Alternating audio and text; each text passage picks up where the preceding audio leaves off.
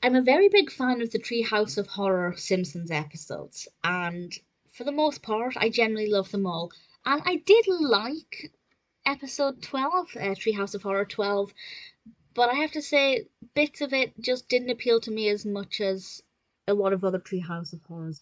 This is the first episode of the 13th season, directed by Jim Reardon, and there are, of course, three main segments. The first is Hex in the City, and Homer ruins a gypsy fortune teller's um, place of work, and he ends up getting cursed as a result of this, and things start happening to his loved ones.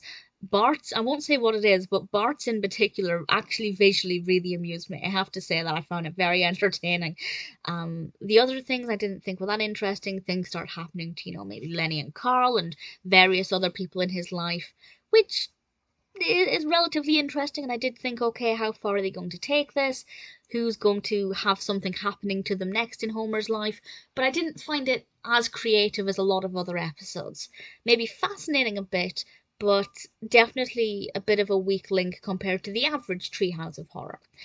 The second one gave us a brilliant guest voice. That is one of my favourite guest appearances, and it's House of Wax, and we have various um, celebrity guests, including Dennis Miller and Pierce Brosnan, and my personal favourite, Matthew Perry, who has a very Chandler Bing-esque line, which I loved. Again, I won't spoil it completely, but the house is very much a super house, a very smart house, but it starts to try and control things. And this is because the house has kind of fallen in love with Marge, and it keeps trying to do away with Homer so that it can get off with Marge, which sounds like a weird concept, and on paper I don't know how that would work if you pitch that idea to me, but actually when you watch it, it's actually very well written, very well developed, it's very clever, it's very creative, and I rather enjoyed it. So for me, I think that was definitely much better than the previous segment.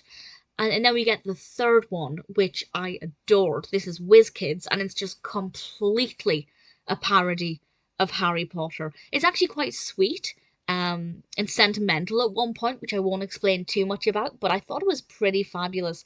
Um, Lord Monty Mort is obviously a particularly brilliant name, and we have Slithers, which is fabulous, obviously being Mr. Burns and Smithers, and various other Harry Potter parodies at Springworth's School of Magicry, which I just loved. I thought it was fabulous. Being a Harry Potter fan, I loved it. If you're not a Harry Potter fan, would it be as appealing?